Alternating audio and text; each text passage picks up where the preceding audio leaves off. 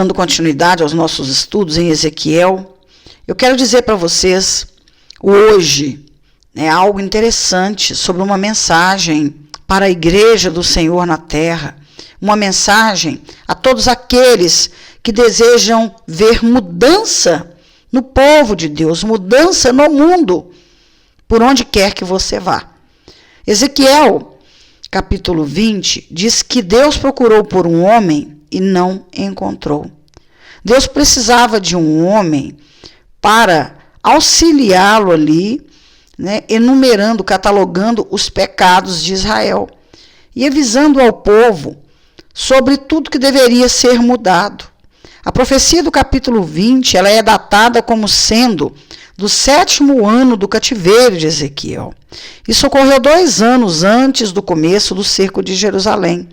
Naquela época, os exilados estavam animados pela notícia de que Zedequias iria se aliar com o Egito numa rebelião contra a Babilônia. Então, o que nós temos que entender com tudo que Deus quer falar comigo e com você nesse tempo?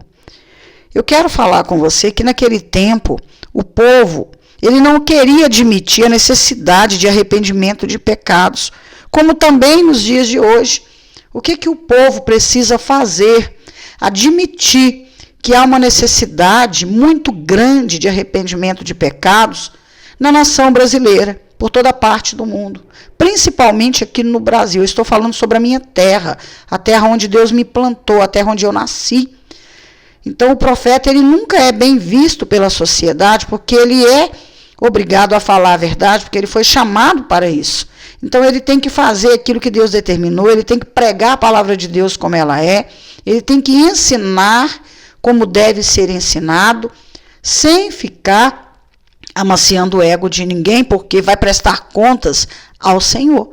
O profeta de Deus, o escolhido de Deus, os pregadores que Deus escolheu para esse tempo, eles vão ter que prestar contas ao Senhor daquilo que estão fazendo ou daquilo que não estão fazendo.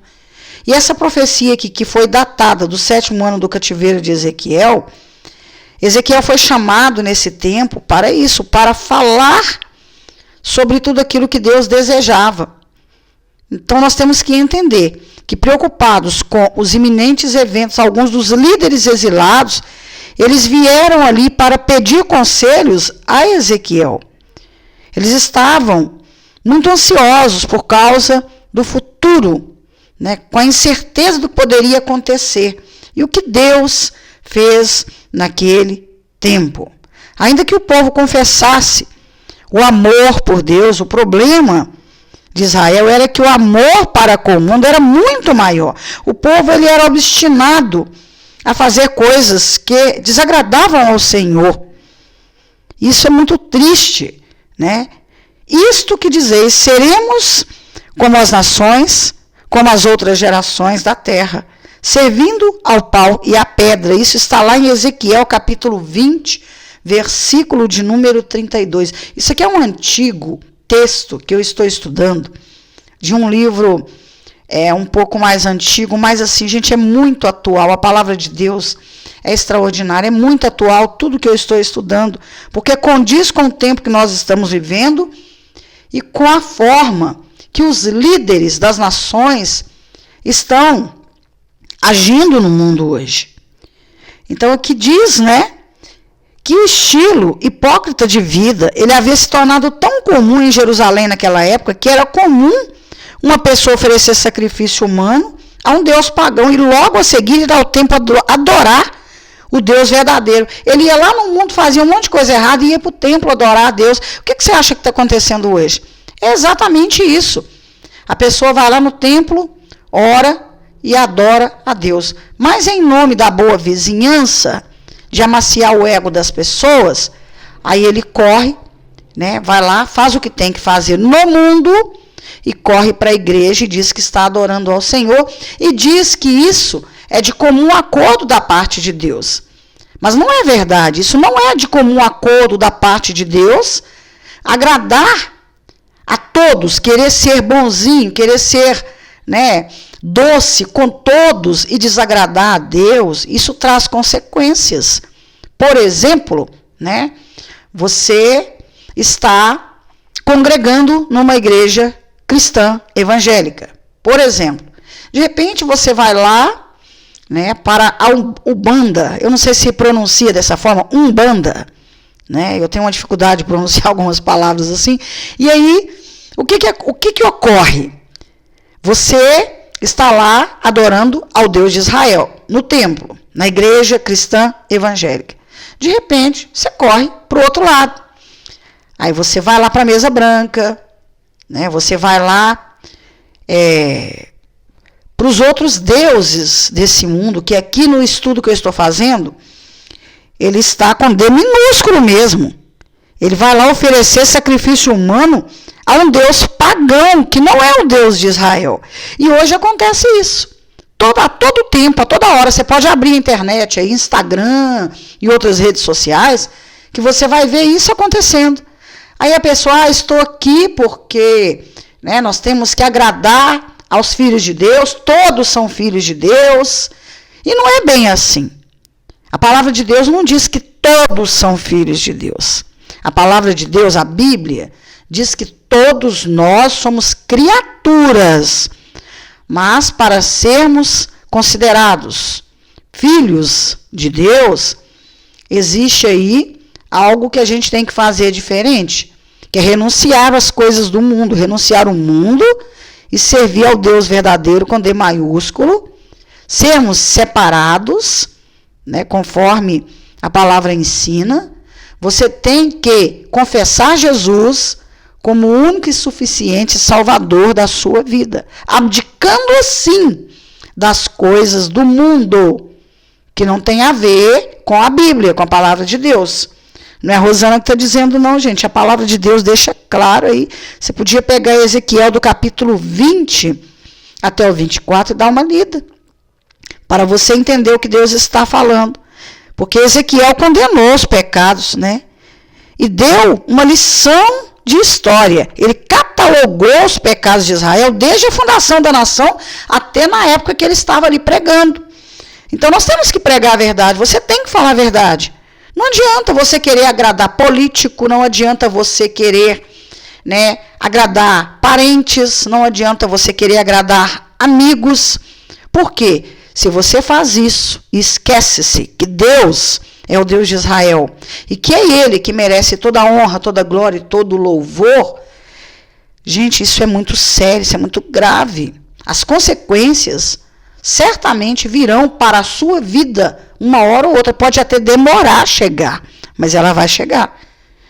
A palavra diz, Deus procurou um homem e não encontrou. Pensa, como lá Abraão, quando a cidade de Sodoma e Gomorra ia ser destruída, o próprio Deus estava ali conversando com Abraão, e aí foi enumerado quantas vezes, quantos homens iriam sobrar. Se sobrasse tantos homens, Abraão estava ali conversando com Deus, tentando barganhar com Deus ali, né?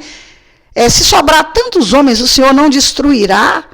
Meu sobrinho Ló está na cidade, tal, tal. Aí você vai ver que sobrou Ló, a mulher dele e as filhas de Ló, que fugiram da cidade. Os anjos foram a mando de Deus lá na cidade para resgatar Ló. Então, o que Deus fez?